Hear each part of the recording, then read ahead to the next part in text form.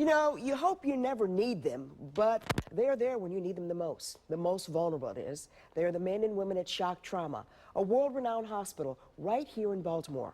ABC 2 News' Mallory Safaste has more on the behind-the-scenes work that helps them be their best in the most critical situations. The best is what they are: trained, skilled, and composed. They handle multiple patients at any given notice and keep people from the brink of death. It's what they signed up to do, but it can also be draining. And in Baltimore, a place where 22 people have been shot in just one weekend, the routine of violence can take its toll. You're never going to make your flight. I'll make it. You've watched the doctor dramas on TV, but our Adams Crowley Shock Trauma Center in Baltimore houses the real-life physicians and nurses helping some of the most critically ill and injured patients. It's an orchestra of chaos, and they know exactly what they're doing. They know their roles. They're a team. They treat more than 8,000 patients a year, 96% of whom survive their injuries. Shock Trauma is also the epicenter for trauma research and training. We're the only center of this type in the country. We have an entire training and simulation center, 10,000 square feet, that is devoted to the training and education of critical care illness and trauma injury. While the staff are some of the most elite in the country, they're still not immune from the physical and emotional fatigue that comes with caring for these patients. We manage that through their scheduling process and their ability to, work a certain amount of days and take a certain amount of days off.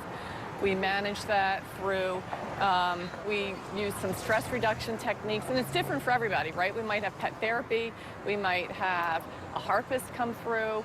We had a group of violinists play in the resuscitation unit. Methods that help with the strain but don't change the reality of violence in our city.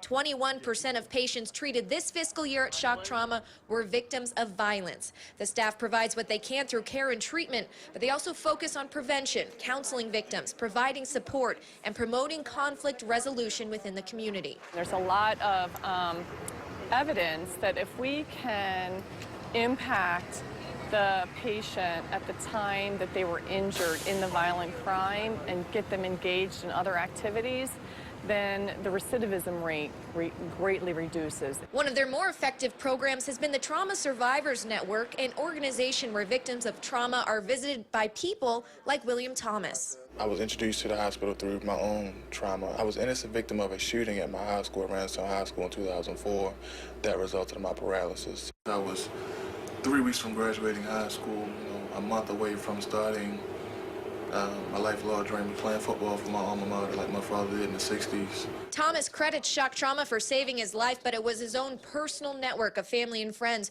who helped him get through what came after. I really had no choice but to fight. Knowing that many people were pulling for me, it would have been kind of disrespectful for me to quit on them if they didn't quit on me. Now through the Survivors Network, he's there for others who may not have the support system he had. I'm almost on speed dial now, unfortunately. But fortunately for the people he counsels, he provides perspective others don't have. I know what I went through when I was here.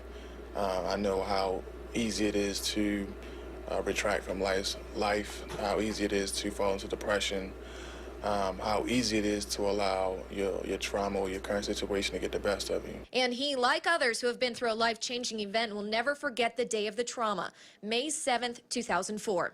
He's tried to change the significance of that day. This year was the 12th anniversary, and he decided to spend it with some local kids he helps through his foundation. A lot of them haven't really been outside of their immediate neighborhood, or they haven't been to the next county over, being Arundel or Prince George's County. So what I decided was that I was going to, in tandem with me trying to inspire them to be engineers, I was going to fund a field trip to the International Spy Museum in D.C. An all-expenses-paid field trip that included a souvenir for the kids and a new memory for Thomas to overshadow a day that, had it not been for Shock Trauma, he may not have survived. We believe that every patient that comes into our doors, we're going to save.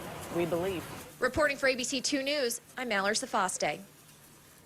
That's definitely the place you want to be in that situation.